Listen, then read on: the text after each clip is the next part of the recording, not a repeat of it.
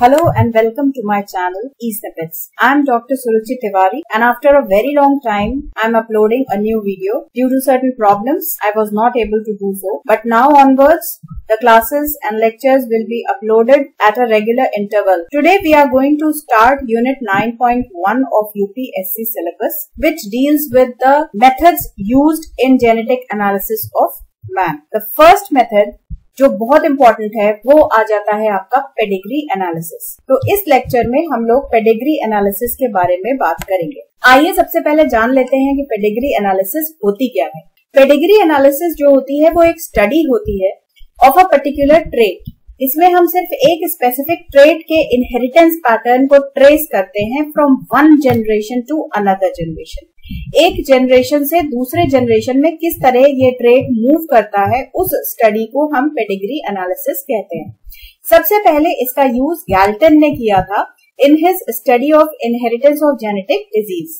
अब एक चीज हम लोगों को ध्यान में रखना बहुत जरूरी है पेडिग्री एनालिसिस करते हुए कि जिस ट्रेट को हम स्टडी करने जा रहे हैं, जिस ट्रेट का इनहेरिटेंस पैटर्न को हम स्टडी करने जा रहे हैं, वो ट्रेट जो है वो हमारा सिर्फ और सिर्फ सिंगल जीन से कंट्रोल होना चाहिए। वो सिर्फ वन जीन से कंट्रोल होना चाहिए और उसके सिर्फ दो एलील्स होने चाहिए, दो एलीलिक फॉर्म्स होने चाहिए। अब आप कहेंगे एलीलिक फॉर्म्स क्या होता है? जो साइंस स्टूडेंट्स हैं उनको पता होगा, बट जो आर्ट स्टूडेंट्स हैं उनको हो सकता है ना पता हो कि एलील्स क्या होते हैं। एलील कोई भी जीन अपने आप को जब एक्सप्रेस करता है तो अगर वो दो अलग अलग फॉर्म्स में अपने आप को एक्सप्रेस कर रहा है, मान लीजिए एक फ्लावर की बात करें तो एक फ्लावर हमारा पिंक फ्लावर है एक सेम प्लांट का, दूसरा फ्लावर हमारा व्हाइट कलर का है, तो ये पिंक और व्हाइट क्या हो गए? ये टू एलील्स हो गए। किससे कंट्रोल्ड है? सिंगल जीन से कंट्रोल्ड है। तो कलर ऑफ द फ्लावर जो है वो दो है, तो हमारा ये जो सिंगल जीन है, जो कलर ऑफ द फ्लावर है, जो सिंगल जीन से कंट्रोल हो रहा है, उसके दो एलीलिक फॉर्म्स हैं, पिंक एंड व्हाइट। इसको हम कहते हैं एलील्स। और दोनों में से एक डोमिनेंट एलील हो सकता है, एक रेसेसिव होता है।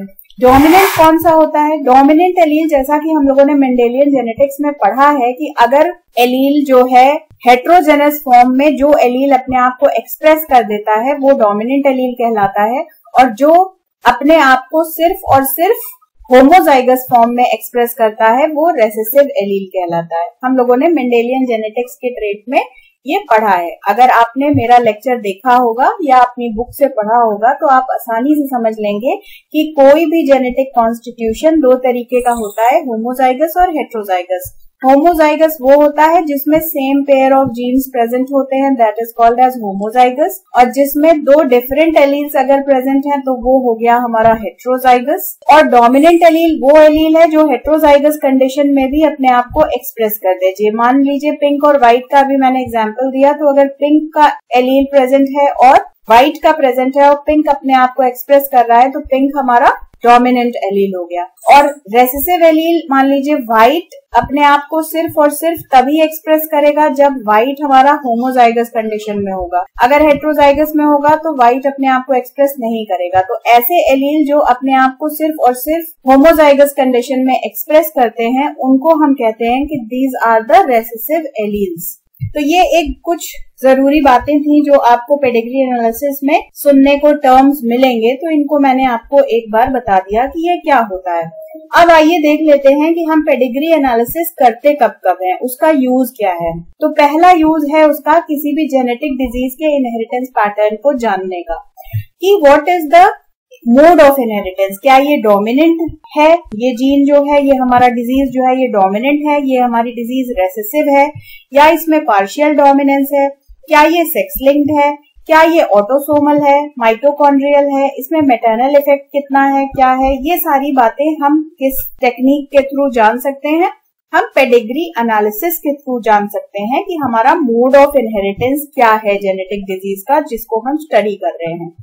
दूसरा यूज इसका क्या है कि to determine the probability of an affected offspring for a given cross, कि अगर हमारे दो पेरेंट्स इन क्वेश्चन हैं तो इनका जो ऑफस्प्रिंग होगा, जो नेक्स्ट जनरेशन है इनकी, ये नेक्स्ट जनरेशन में व्हाट इज द प्रोबेबिलिटी कि डिजीज अपने आप को एक्सप्रेस करेगी या नहीं करेगी। तो ये दो यूजेस होते हैं मेनली हमारे पेडिग्री एनालिसिस की स्टडी में। हम पेडिग्री एनालिसिस करने के लिए हम ऐसे बैठे बैठे तो नहीं कर सकते पेडिग्री एनालिसिस, हमको कुछ न कुछ चीजों का ध्यान रख के हमको उसको एक पिक्टोरियल फॉर्म में अपने सामने देखना होता है।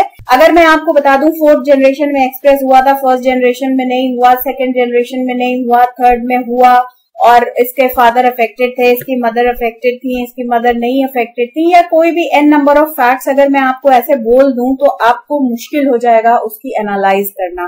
तो पेडिग्री एनालिसिस को हेल्प क्या करता है? पेडिग्री एनालिसिस का सबसे इम्पोर्टेंट टूल क्या है? पेडिग्री एनालिसिस का सबसे इम्पोर्टेंट टूल है पेडिग्री चार्ट। हम सबसे पहले साइंटिफिक बेसिस पर एक चार्ट प्रिपेयर करते हैं और उस चार्ट में हम मेल्स को एक स्क्वायर से रिप्रेजेंट करते हैं, फीमेल्स को सर्कल से रिप्रेजेंट करते हैं। अगर उन दोनों के बीच में मेटिंग हो रही है या मैरिज है तो हम उसको एक हॉरिजॉन्टल लाइन के थ्रू कनेक्ट कर देते हैं दोनों को, which shows that these two individuals are married and are mating. अब हम इनके जो चिल्ड्रन होते हैं उनको हम एक वर्टिकल लाइन से नीचे लाते हैं। एक जनरेशन से दूसरी जनरेशन में जब हम जाते हैं तो हम दोनों जनरेशन को एक वर्टिकल लाइन से कनेक्ट करके दिखाते हैं कि these two individual, the male and the female, are getting married within the generation and their next generation is represented by a vertical line.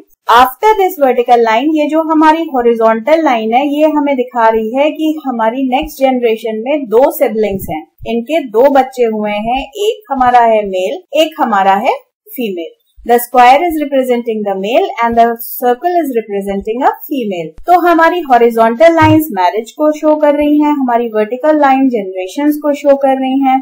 और अगर हमारे चिल्ड्रन जो है, मान लीजिए कि ये हमारी वर्टिकल लाइन यहाँ ड्रॉ हो गई और इन दोनों को हम कनेक्ट कर दें, this horizontal line is showing कि इन दोनों में मैरिज हो रही है, this vertical line is showing कि इनकी नेक्स्ट जनरेशन आ रही है। और अगर नेक्स्ट जनरेशन को आप इस तरीके से आप कनेक्टेड मिलता है तो ये शो का साइन होता है डाइजाइगोटिक। तो डाइजाइगोटिक ट्विंस को रिप्रेजेंट कर रहा है। मोनोजाइगोटिक ट्विंस किस तरह से रिप्रेजेंट होते हैं? उनमें ये इन्वर्टेड वी होता है और साथ में ये दोनों आपस में कनेक्ट हो जाते हैं। मोनोजाइगोटिक ट्विंस जो होंगे वो हमेशा सेम सेक्स के होंगे। डाइजाइगोटिक ट्विंस जो हैं वो ऑपोजिट सेक्स के भी हो सकते हैं, सेम सेक्स के भी हो सकते हैं। Dizygotic twins are equally like, जैसे आपके नॉर्मल सिबलिंग्स होते हैं वैसे ही नॉर्मली डाइजाइगोटिक ट्विंस होते हैं, but the only difference is that they are born at the same time. जब नंबर ऑफ चिल्ड्रन हमें रिप्रेजेंट करना होता है तो हम नंबरिंग 1 2 3 4 करके नंबर ऑफ चिल्ड्रन हम रिप्रेजेंट कर देते हैं अपने पेडिग्री चार्ट में। अब पेडिग्री चार्ट में हम ये तो नॉर्मल लोगों को कैसे रिप्रेजेंट किया है ये बता दिया। अब हमारे जो अफेक्टेड इंडिविजुअल्स हैं, जो डिजीज हम स्टडी कर रहे हैं, उस डिजीज से जो अफेक्टेड इंडिविजुअल्स होते हैं उनको हम लोग इस तरीके से डार्क करके रिप्रेजेंट करते हैं। If we have darkened the square and the circle, this means an affected male and a darkened circle means an affected female. Now half of the circle is darkened. What does this mean? This means that these two are heterozygous.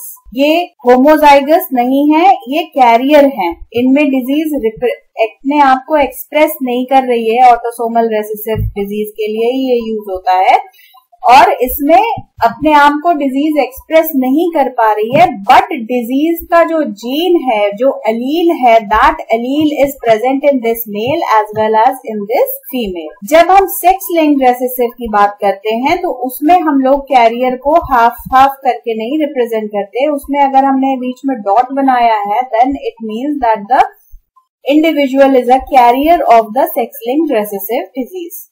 अब अगर square बना हुआ है और उसको ऐसे करके cross कर दिया गया है तो इसका क्या मतलब होता है? इसका मतलब होता है कि दिस इंडिविजुअल हैज डिसीज्ड, इसकी डेथ हो चुकी है इंडिविजुअल की। Now a triangle represents spontaneous abortion, that a person has conceived but due to certain circumstances abortion हो गया। नाउ अगर हमारे 2 इंडिविजुअल, जैसा कि अभी मैंने आपको बताया, अगर 2 इंडिविजुअल्स के बीच में हमने एक सिंपल हॉरिजॉन्टल लाइन ड्रॉ कर रखी है, this means that these 2 individuals are married. But अगर यहाँ पे 2 लाइनें ड्रॉ हुई हैं तो उसका क्या मतलब होता है? 2 लाइनें ड्रॉ हुई हैं तो उसका मतलब होता है कि these 2 individuals have a consanguineous marriage करी है। तो double line represents consanguineous marriage. और अगर हम पेडिग्री चार्ट बना रहे हैं जिसमें कि हमको सेक्स ऑफ द इंडिविजुअल से मैटर नहीं है, हमें नहीं पता है कि उसका सेक्स क्या है, वो मेल है या फीमेल है, तो हम उसको एक इस तरीके के रोम्बस शेप से रिप्रेजेंट कर सकते हैं। This means that the sex of the individual is not known. आइए अब इसी जानकारी के बेसिस पे हम आपको क्विकली एक पेडिग्री चार्ट बना के दिखा देते हैं, जिससे कि आपको क्लियर हो जाए कि हम पेडिग्री चार्ट किस तरह से बनाएंगे। मान लीजिए कि मेरे पास एक मेल है रिप्रेजेंटेड बाय अ स्क्वायर, एक मेरे पास फीमेल है represented by a circle। इन दोनों की मैरिज हो गई है। We will connect them with a horizontal line। This shows that they are getting married। अब हमने एक vertical line निकाली। This shows that they are having children। अब एक horizontal line फिर हम ड्रॉ करेंगे, उसमें मान लीजिए हमने 3 बच्चे हैं इनके, तो हमें 3 ऐसे लाइनें बनानी है। उसमें से एक इनका जो है वो बेटा है, एक इनकी बेटी है और एक और इनकी बेटी। ठीक है, अब अगर हमें दिखाना है कि दिस इंडिविजुअल इज अफेक्टेड, तो हम क्या कर देंगे, हम इसको डार्कन आउट कर देंगे। This will show that this individual is having the disease. ये अफेक्टेड इंडिविजुअल है। अब अगर हमने इसमें इस लड़की को हाफ करके यहाँ पे हाफ पोर्शन इसका डार्क कर दिया, तो ये क्या दिखा रहा है, ये दिखा रहा है कि ये हेट्रोजाइगस कंडीशन यहाँ पर एग्जिस्ट कर रही है। अगर हमने इस लड़के को इफेक्टेड दिखाना है तो हम इसको डार्कन आउट कर देंगे। This shows that this individual is again affected. अब हमें इस लड़की की मैरिज दिखानी है एक सेपरेट इंडिविजुअल से, तो हम यहाँ पे एक स्क्वायर ड्रॉ करेंगे and we will draw a horizontal line. This horizontal line is again showing that these 2 individuals are getting married. Again we can draw, अब अगर इनके डाइजाइगोटिक ट्विंस हो गए तो हम इस तरीके से 2 वर्टिकल लाइंस निकालेंगे और हम इनके जो बेबीज हैं, the boy and the girl, हम उनको यहाँ पे draw. I hope I am clear किस तरीके से आपकी पेडिग्री बनेगी। अच्छा, ये जो जेनरेशंस, अच्छा जिसके बेसिस पे हम बात करें, मान लीजिए ये इंडिविजुअल की हम प्रोबेबिलिटी कैलकुलेट कर रहे हैं कि इसके अंदर डिजीज होगी या नहीं, तो हम इस इंडिविजुअल को कहेंगे प्रोबैंड। ओके, और ये जो जेनरेशंस हैं हम लोग इनको रोमन नंबर्स से डिनोट करेंगे, 1 2 3 एंड सो ऑन। जितनी भी जनरेशंस हम वहां दिखा रहे हैं हम उनको रोमन नंबर्स से यहाँ पर नंबर ऑफ जेनरेशंस को शो करते हैं। So this is how we draw a pedigree. Now let us come to the autosomal recessive disorders. अब ऑटोसोमल रेसेसिव डिसऑर्डर्स होते क्या हैं, पहले तो ये जान लीजिए। ऑटोसोमल रेसेसिव डिसऑर्डर्स जो होते हैं वो अपने आप को सिर्फ और सिर्फ तब एक्सप्रेस करते हैं जब वो होमोजाइगस कंडीशन में होते हैं। मतलब रेसेसिव का क्या मतलब है, अभी मैंने आपको बताया था कि अगर हमारे 2 एलील्स हैं तो जो एलील अपने आप को हेट्रोजाइगस कंडीशन में एक्सप्रेस नहीं करेगा, सिर्फ और सिर्फ होमोजाइगस कंडीशन में एक्सप्रेस करेगा, वो हमारा रेसेसिव एलील कहलाता है। तो ऑटोसोमल रेसेसिव इनहेरिटेंस से हमें क्या समझ में आता है कि एक ऐसी डिजीज जो रेसेसिव जीन के ऊपर है वो तभी एक्सप्रेस होगी जब उस जीन का हमारे पास होमोजाइगोट होगा। अब सबसे पहले मैं बता दूं कि ऑटोसोमल क्या होता है। ऑटोसोमल का क्या मतलब होता है, और हमारे बॉडी में कितनी तरीके के क्रोमोसोम्स हैं, हमारी बॉडी में 23 पेयर्स ऑफ क्रोमोसोम्स है, राइट। अब इन 23 पेयर्स ऑफ क्रोमोसोम्स में से जो 22 क्रोमोसोम्स हैं they are called as autosomes, and ये जो हमारा 23rd पेयर है ये हमारा सेक्स क्रोमोसोम होता है, जो हमारे सेक्स को डिटरमिन करता है कि we will be a male और a female. And we all know very well that if we have the genetic constitution of XX, then we are females, and if we have the genetic constitution of X and Y, then we are a male। और जो ये rest of the 22 chromosomes हैं ये हमारे rest of the body functions को control करते हैं। हमारी हीमोग्लोबिन कैसी होगी, हमारी हाइट कैसी होगी, हमारा स्किन कैसा होगा, हमारे बॉडी में सारे मेटाबॉलिज्म कैसे चलेगा, ये सारी चीजों को डिटरमिन करते हैं हमारे ऑटोसोम्स। तो अगर इन 22 पेयर्स ऑफ द क्रोमोसोम्स में कोई ऐसा डिजीज है, कोई ऐसा ट्रेट है जो डिजीज कॉजिंग है और वो सिंगल जीन से कंट्रोल्ड है, तब हम उसको कहते हैं ऑटोसोमल रेसेसिव डिजीज। और उस डिजीज को हम किस मेथड के थ्रू स्टडी करते हैं, हम उसको स्टडी करते हैं पेडिग्री एनालिसिस के थ्रू। अब इसके कुछ एग्जांपल्स हैं जैसे cystic fibrosis, sickle cell anaemia and Tay Sachs disease. अब इसमें से सबसे कॉमन है sickle cell anaemia. Sickle cell anaemia में क्या होता है मैं आपको बता दूं। सिकल सेल नॉर्मली हमारे बॉडी में जो रेड ब्लड सेल्स होते हैं वो राउंड शेप के होते हैं, बट सिकल सेल एनीमिया में क्या होता है कि हमारे आरबीसीज जो होते हैं वो सिकल शेप्ड होते हैं, जिसकी वजह से इनकी जो ऑक्सीजन कैरिंग कैपेसिटी है वो बहुत रिड्यूस हो जाती है। और अगर ये होमोजाइगस कंडीशन में सिकल सेल एनीमिया प्रेजेंट है, इंडिविजुअल की डेथ हो जाती है। वो बहुत लीथल कंडीशन होती है। जो नॉर्मल हीमोग्लोबिन होती है वो हमारी होती है HbA से रिप्रेजेंट हम उसे करते हैं, और जो हमारी सिकल सेल एनीमिया की हीमोग्लोबिन होती है उसको हम लोग कहते हैं HbS। Okay, we call it HbS। तो HbS जो है वो रेसेसिव एलील है। ये अपने आप को फुल्ली तभी शो करता है जब ये S और S का होमोजाइगस कंडीशन होगी, तभी ये डिजीज अपने आप को एक्सप्रेस करेगी। अगर हमारी A और S है, हेट्रोजाइगस कंडीशन है, तो सिकल सेल एनीमिया अपने आप को एक्सप्रेस नहीं करेगा अंडर नॉर्मल सर्कमस्टेंसेस। और अगर हमारी हीमोग्लोबिन का A एंड A प्रेजेंट है नॉर्मल हीमोग्लोबिन का, तो definitely we will be normal. तो इस तरीके से हमारी सिकल सेल एनीमिया या ऑटोसोमल रेसेसिव इनहेरिटेंस की जो डिजीज है वो अब इसके इनहेरिटेंस पैटर्न को हम आसानी से समझ सकते हैं पेडिग्री एनालिसिस के थ्रू। पहला फीचर हमें क्या देखना है अपनी पेडिग्री एनालिसिस में कि क्या ये डिजीज फीमेल्स और मेल्स को इक्वली इफेक्ट कर रही है, क्योंकि ये ऑटोसोमल डिजीज है।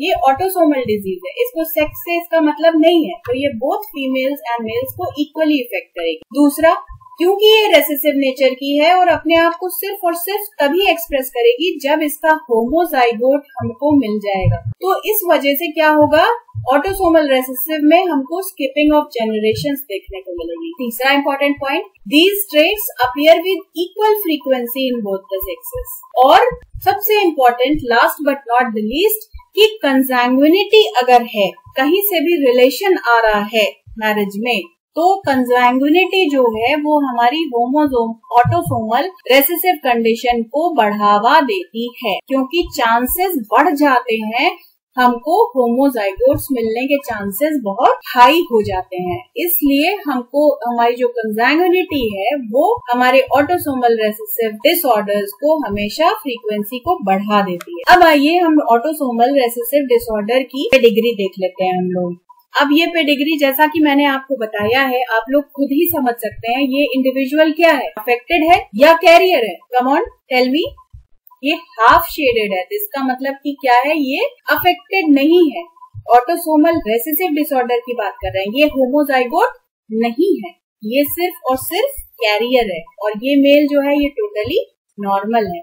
तो इनके ये लाइन मैरिज शो कर रही है, ये लाइन हमारी नेक्स्ट जनरेशन को शो कर रही है। नेक्स्ट जनरेशन में दे आर हैविंग 2 डॉटर्स, जिसमें से एक डॉटर टोटली नॉर्मल है, दूसरी डॉटर अगेन कैरियर है। अब यहाँ पे इनके जो माता पिता हैं ये दोनों कैरियर हैं। इनके 3 बच्चे हैं, जिसमें से एक लड़का कैरियर है, एक लड़की टोटली इफेक्टेड है और एक लड़का टोटली नॉर्मल है। अब ये दोनों फेनोटाइपिकली नॉर्मल इंडिविजुअल्स की जब मैरिज हो जाती है तो अगेन प्रोबेबिलिटी बढ़ जाती है और नेक्स्ट जनरेशन में इनको 2 अफेक्टेड इंडिविजुअल्स मिल जाते हैं। अब यहाँ पे हमें क्या देखने को मिल रहा है, फर्स्ट जनरेशन में डिजीज अपने आप को एक्सप्रेस करेगी? बताइए, बहुत देर से आपको बता रहे हैं कि रेसेसिव डिसऑर्डर तभी अपने आप को एक्सप्रेस करेगा जब होमोजाइगस होगा। तो क्या यहाँ पे आपको होमोजाइगस मिल रहा है? नहीं मिल रहा है। दिस शोज कि यहाँ पे डिजीज अपने आप को एक्सप्रेस नहीं कर रही है। सेकेंड जनरेशन में डिजीज अपने आप को एक्सप्रेस कर रही है। फिर इन लोगों की अगर हम इन स्पेसिफिक लोगों की बात करें तो इन दोनों में भी डिजीज नहीं शो हो रही है। फिर थर्ड जनरेशन में अगेन डिजीज शो हो रही है। Same is the case with this pedigree again and carrier is marrying a normal female, तो इनके दोनों बच्चे कैरियर हैं। यहाँ पे डिजीज नहीं दिखेगी, यहाँ पे डिजीज नहीं दिखेगी। थर्ड जनरेशन में आप देखेंगे कि फिर इनका एक बच्चा कैरियर है और एक बच्चा जो है इनका भी कैरियर है और दोनों कैरियर की शादी हो गई है, कंसैंग्विनल मैरिज हो गई है, जिसकी वजह से 2 चांसेस बढ़ जाते हैं हमारे डिजीज के आने के। और ये देखिए फोर्थ जनरेशन में हमको 3 इंडिविजुअल्स अफेक्टेड मिल जाते हैं डिजीज से। ठीक है, इसको डिटेल में समझने के लिए हमको पुनेट स्क्वायर को यूज करना होगा। अगर पुनेट स्क्वायर को हम यूज करेंगे तो हम बहुत अच्छे से समझ सकते हैं कि किस तरीके से इनहेरिटेंस की प्रोबेबिलिटी।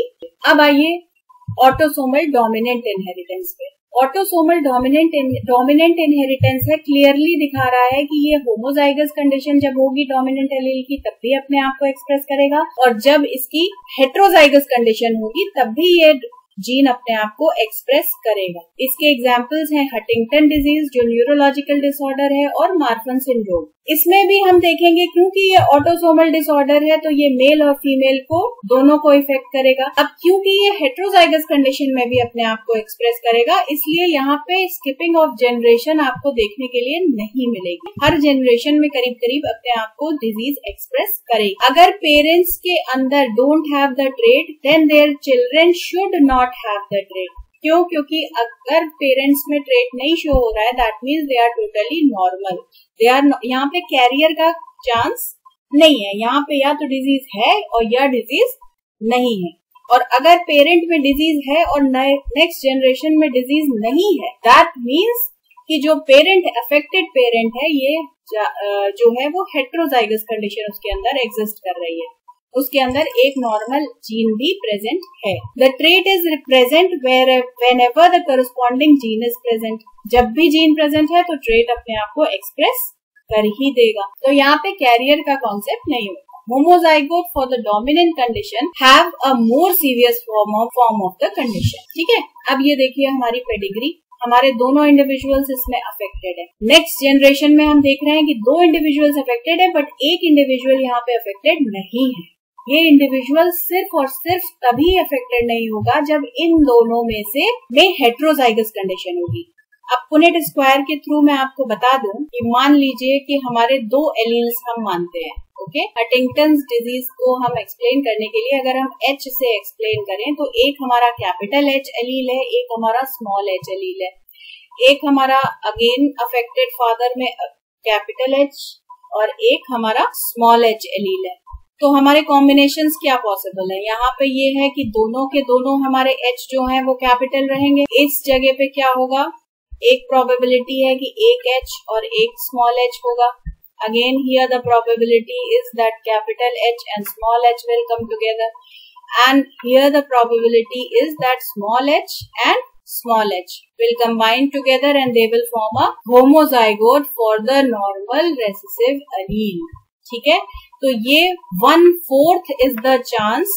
ये मेंडल के लॉ को फॉलो कर रहा है। अगर इसे डिटेल में पढ़ना है तो you can contact me for a separate lecture. And हमारे 1/4 चांस है, हमारा 1/4 चांस है कि हमारा एक इंडिविजुअल जो है, हमारा जो बच्चा है वो उसका 1/4 चांस है, 25% चांस है कि वो नॉर्मल होगा। कंडीशन तब है ये जब दोनों हेट्रोजाइगोट्स है, और यहाँ पे हमें दिख रहा है कि एक इंडिविजुअल टोटली नॉर्मल है। This means that both of them are heterozygote. यहाँ पे भी देख लीजिए, एक एकदम टोटली नॉर्मल है और एक इफेक्टेड है। Again this shows that this individual is heterozygote, क्योंकि अगर ये होमोजाइगोट होता तो सारे के सारे इसके जो बच्चे थे वो हेट्रोजाइगस होते according to the Punnett square, but heterozygous नहीं है, होमोजाइगस नहीं है, इसीलिए इसका एक बच्चा जो है वो अफेक्टेड नहीं है और एक बच्चा अफेक्टेड है। अब 2 नॉर्मल इंडिविजुअल्स के बीच में अगर मैरिज होगी तो नेक्स्ट जनरेशन में कहीं पे भी डिजीज अपने आप को एक्सप्रेस नहीं करेगी। Right, this is the pedigree for the autosomal dominant disorder. आइए अब देखते हैं सेक्स लिंक डिजीजेस क्या होती हैं। सेक्स लिंक डिजीजेस वो डिजीजेस होती हैं जो पास डाउन होती है families through one of the X और the Y chromosome. Y chromosome का बहुत छोटा होता है, तो ज्यादातर जो जीन्स होते हैं वो एक्स क्रोमोसोम पर ही लोकेटेड होते हैं। Sex linked inheritance pattern differ from autosomal pattern due to the fact that the chromosome aren't paired in males. अब क्या है, यहाँ पे इस मेल्स में एक्स का को पेयर करने के लिए क्या है, वाई है। वाई टोटली डिफरेंट है एक्स से, तो जो अफेक्टेड जीन अगर एक्स पे प्रेजेंट होगा तो उसके इफेक्ट को मास्क करने के लिए इस मेल के पास दूसरा नॉर्मल एक्स नहीं है। इसलिए जो सेक्स लिंक डिजीजेस होती हैं वो जेंडर बेस्ड होती हैं, सेक्स बेस्ड एक्सप्रेशन देती हैं। only the females can be a carrier and males cannot be heterozygous carriers. क्यों? क्योंकि उनके पास 2 X है ही नहीं, तो वो heterozygous carrier नहीं हो सकते. या तो वो affected हो सकते हैं इस X की वजह से, या वो normal हो सकते. Males will always inherit an X-linked trait from their mother. Males में X-linked trait हमेशा मदर से ही आएगा, क्योंकि X क्रोमोसोम मेल्स में कहाँ से आ रहा है? मदर से आ रहा है. और फादर क्या दे रहा है? Y क्रोमोसोम दे रहा है. तो X-linked trait हमेशा मदर से आता है मेल्स में. And females can not inherit X-linked recessive condition from an unaffected father. तो अगर नॉर्मल फादर है तो वो अपनी डॉटर में X-linked recessive condition को पास ऑन नहीं कर सकता. ठीक है, तो ये कुछ मोटी बातें हैं जो सेक्स लिंक डिजीज पढ़ने से पहले आपको पता होनी चाहिए और आपको अपने दिमाग में रखनी पड़ेंगी. अब आइए देखते हैं कि सेक्स लिंक रेसेसिव इनहेरिटेंस क्या है. सेक्स लिंक रेसेसिव इनहेरिटेंस का सबसे इम्पोर्टेंट एग्जाम्पल है आपका रेड ग्रीन ब्लाइंडनेस, हीमोफीलिया. ये वो कंडीशंस हैं जो ज्यादातर आपके मेल्स में एक्सप्रेस होती हैं, फीमेल्स में ज्यादा एक्सप्रेस नहीं होती. ये सिर्फ और सिर्फ फीमेल्स में तभी एक्सप्रेस होंगी जब हमारा दोनों एक्स क्रोमोसोम अफेक्टेड होगा. अगर एक एक्स क्रोमोसोम अफेक्टेड है और दूसरा अफेक्टेड नहीं है तो वो डिजीज फीमेल्स में एक्सप्रेस नहीं होगी. लेकिन मेल में अगर अफेक्टेड एक्स क्रोमोसोम चला गया तो वो अपने आप को एक्सप्रेस कर ही देगा. तो सेक्स लिंक्ड रेसेसिव डिजीजेस जो हैं वो ज्यादातर मेल्स में एक्सप्रेस होती हैं, देखी जाती हैं. Males only have 1 X chromosome.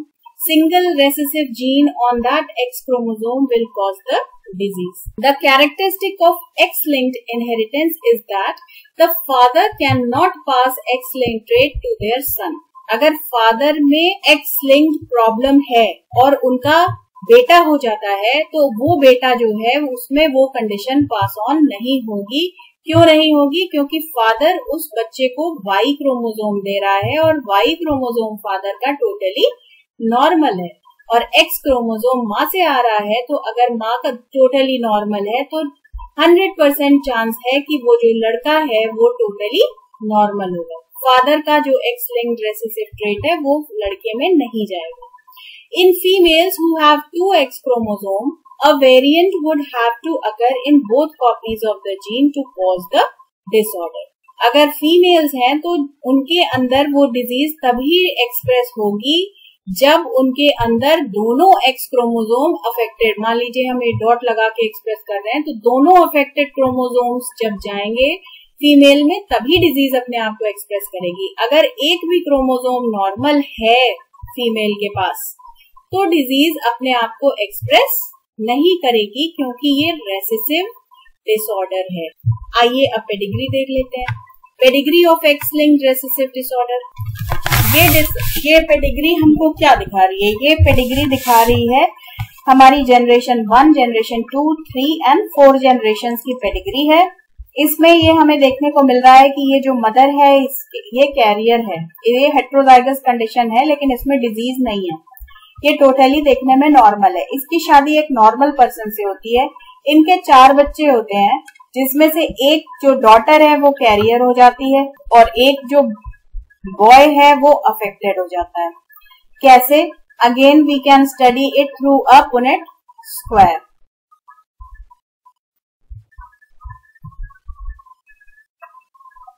अगर हमारा ये है एक्स क्रोमोसोम मदर का और ये हमारा है अफेक्टेड एक्स क्रोमोसोम मदर का. हमारा फादर टोटली नॉर्मल है तो इसके पास एक एक्स क्रोमोसोम है, एक वाई क्रोमोसोम है. ठीक है, तो पहला कॉम्बिनेशन हमारा बनता है x chromosome normal, x chromosome normal, x chromosome normal, x chromosome affected. ठीक है, तो 50% चांस है लड़कियां होंगी और उन दोनों लड़कियों में से एक लड़की का 50% चांस है कि वो नॉर्मल होगी और दूसरे का 50% चांस है कि वो अफेक्टेड होगी. देन एक्स एंड वाई, तो 50% चांस हो जाता है कि लड़का होगा एक्स वाई और एक्स यहाँ पे एक्स अफेक्टेड है और ये हो गया आपका वाई. ठीक है, तो अगेन अब यहाँ से आप देख के समझ सकते हैं कि हर प्रेगनेंसी में 50% इज द चांस की लड़की होगी, 50% इज द चांस की लड़का होगा, क्योंकि यहाँ पे 2 एक्स बन रहे हैं और 2 एक्स वाई बन रहे हैं. अब उन लड़के और लड़कियों में भी 50% चांस है कि अफेक्टेड होगा और 50% चांस है कि नॉर्मल होगा। ठीक है, तो अगर फीमेल अफेक्टेड है और फादर नॉर्मल है तो लड़के में 50% चांस है कि डिजीज अपने आप को एक्सप्रेस कर देगी, लेकिन लड़कियों में डिजीज अपने आप को एक्सप्रेस नहीं करेगी।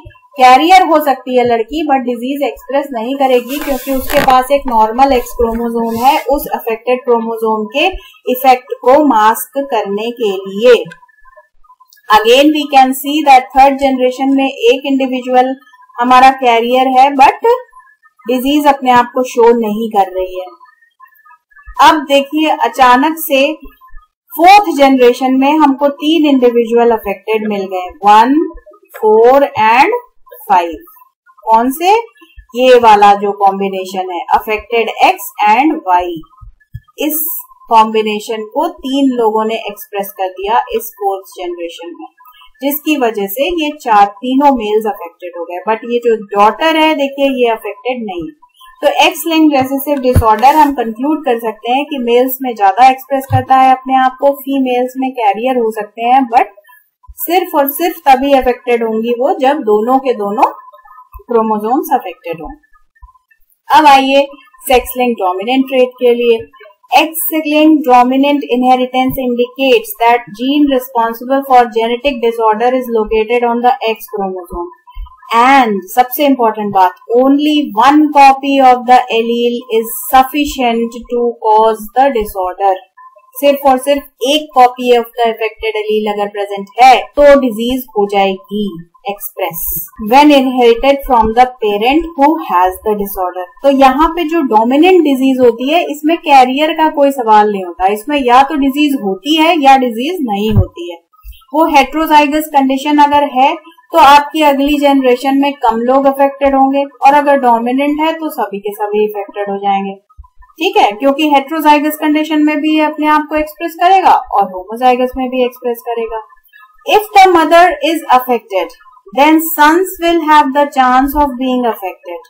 ठीक है, अगर मदर अफेक्टेड है तो सन में चांस है अफेक्टेड होने का, depending on whether a dominant और a recessive chromosome is passed on. अब आइए पेडिग्री देख लेते हैं। एक्स लिंक डोमिनेंट ट्रेट में ये देखिए डोमिनेंट है हमारी, ये फीमेल अफेक्टेड है, इसकी शादी एकदम नॉर्मल पर्सन से हुई। अब इसके 2 बच्चे अफेक्टेड हैं और 2 बच्चे अफेक्टेड नहीं है और एक डॉटर भी अफेक्टेड नहीं है। तो ये हमें दिखाता है कि this female is heterozygous affected.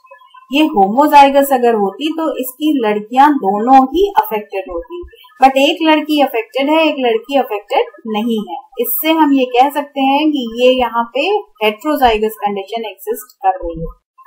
अब इस नॉर्मल लड़की की शादी अगेन एक अफेक्टेड मेल से हो जाती है। ठीक है, ये एक कंडीशन होती है जो बहुत इंपॉर्टेंट होती है, इसको आपको याद करना पड़ेगा कि अगर एक नॉर्मल लड़की की शादी अफेक्टेड मेल से होती है तो all the daughters will be affected. 50% नहीं 100% चांस है कि सारी लड़कियां अफेक्टेड होंगी और सारे के सारे लड़के नॉन अफेक्टेड होंगे।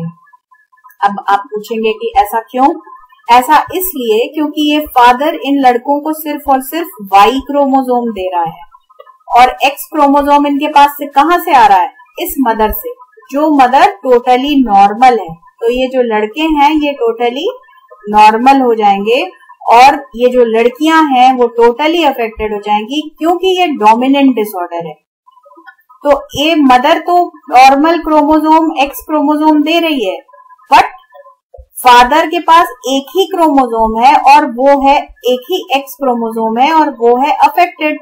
तो इन डॉटर्स में एक्स क्रोमोसोम जाना, अफेक्टेड एक्स क्रोमोसोम की एक कॉपी इनके पास होना 100% तय है और जैसे ही अफेक्टेड कॉपी आएगी एलील की इनके पास they will show the disease. तो अगर एक नॉर्मल मदर, एक नॉर्मल फीमेल की मैरिज एक अफेक्टेड मेल से होती है तो 100% चांस होता है कि नेक्स्ट जनरेशन में all the girls will show the disease and all the boys will not show the disease. So that's the end of the lecture. Thank you for being so patient and listening to me. अगर आपको मेरा lecture अच्छा लगा है तो do subscribe my channel, and if you want detailed explanation of any of the topic, then you can mention the topic in the message or directly call me on this number for the classes. Thank you.